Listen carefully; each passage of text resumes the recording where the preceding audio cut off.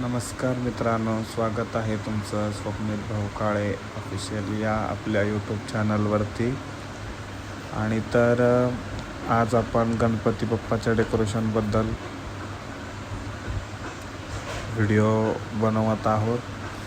ही decoration गेल्या वर्षीचं आहे. सर्वात प्रथम श्री गणेशाला वंदन करून आपण आपल्या सगळ्या साहित्याचं पूजन करून घेतलेलं आहे. आणि दरवर्षीप्रमाणे यावर्षी आपल्याला आपल्या बाप्पाचं डेकोरेशन हटके आणि युनिक बनवायचं होतं. त्यामुळं आपण एक बॅटमचे फ्रेम घेऊन त्याला पुठ्ठे घेऊन आलो. पुठ्ठे कट करून त्यावर जोडायला सुरुवात केलेली आहे. प्रत्येकाला असं वाटत असतं की आपल्या बाप्पाचं डेकोरेशन काहीतरी वेगळं असावं प्रत्येकापेक्षा आणि दिसायला सुंदर, आणि सगळ्यात महत्त्वाचं म्हणजे खिशाला परवडणारं कमी किमतीत असावं. त्यामुळं एक अशी शक्कल लढवली आम्ही आणि त्याला पुण्यामधून जाऊन वॉलपेपर घेऊन आलो. वॉलपेपर आम्हाला साधारणतः 100 रुपयाला एक पडला विटांचा. आणि काळ्या कलरमध्ये जर घ्यायचा म्हटला तर ते त्यांच्याकडे संपलेले होते आणि व्हाईट कलरमध्ये घ्यायचे म्हणून ते स्वस्त आम्हाला 80 रुपयामध्ये मिळून गेले. त्यामुळं आम्ही त्या पुठ्ठ्यांवर व्हाईट कलरचा वॉलपेपर जॉईंट केला. त्यानंतर जॉईंट केल्यानंतर मध्ये गणपती बाप्पाला आपल्याकडे गावऱ्यासुद्धा असतात.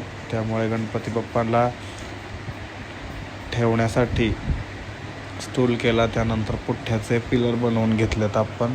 सगळ्यात अवघड काम हे आपल्यासाठी हेच होतं की पुठ्ठ्याचे पिलर बनवणं, खांब बनवणं. का तर यंदा आपल्या घरी श्रीमंत दगडूशेठ हलवाई बाप्पांची मूर्ती बसवणार होतो आपण. त्या स्वरूपात मूर्ती होती. त्यामुळे इच्छा होती की आपण श्रीमंतांना असतं तसंच डेकोरेशन बनवायचं. म्हणून मग आपण हवा तसा आराखडा बनवून आपल्या डिझाईनमध्ये ठरल्याप्रमाणे एक एक गोष्टी करून घेतल्या.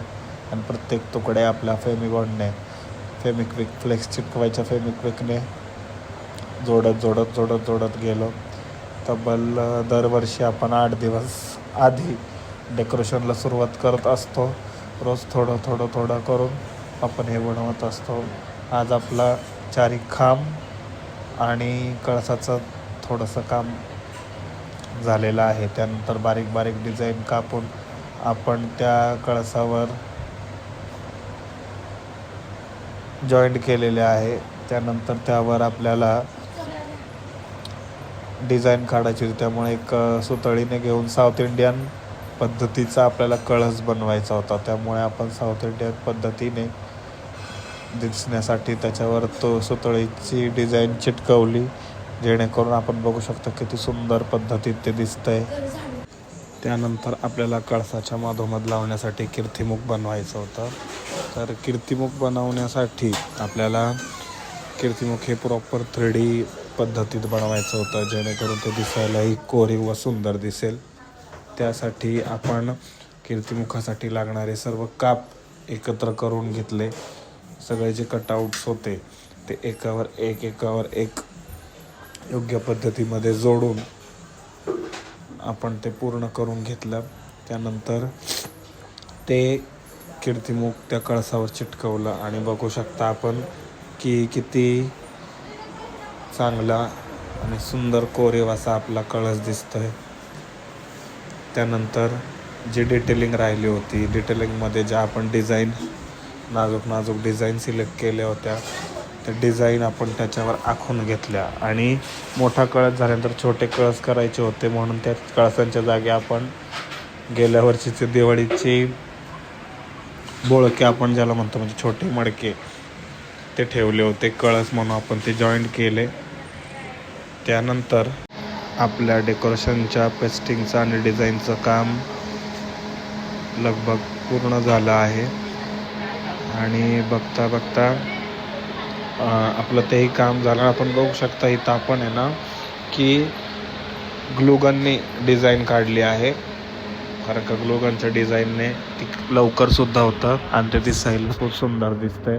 त्यानंतर आता आजचा पुढचा टास्क जो आहे तो आहे पेंटिंगचा.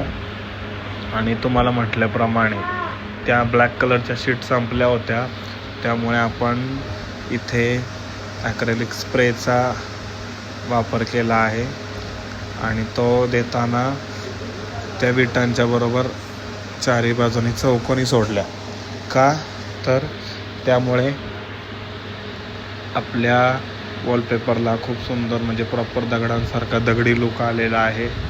ती भिंत सुंदर दिसते. आणि कळसासाठी आपण श्रीमंतांचं डेकोरेशन हे श्रीमंतच वाटलं पाहिजे, त्यामुळे गोल्डन कलरचा आपण इथे वापर केलेला आहे.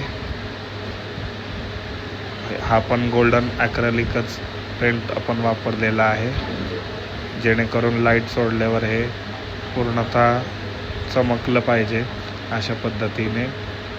आणि ते झाल्यानंतर आपण आतमध्ये LED पट्टी लावून लाईट्स लावून घेतल्या आहेत. आणि फायनली आपल्या गणपती बाप्पांचं डेकोरेशन तयार झालेलं आहे, ज्यामध्ये आपले बाप्पा विराजमान झालेले आहेत. तर ही आयडिया तुम्हाला कशी वाटली नक्की कळवा. आणि हो, आपल्या यूट्यूब चॅनलला सबस्क्राईब करायला विसरू नका. धन्यवाद.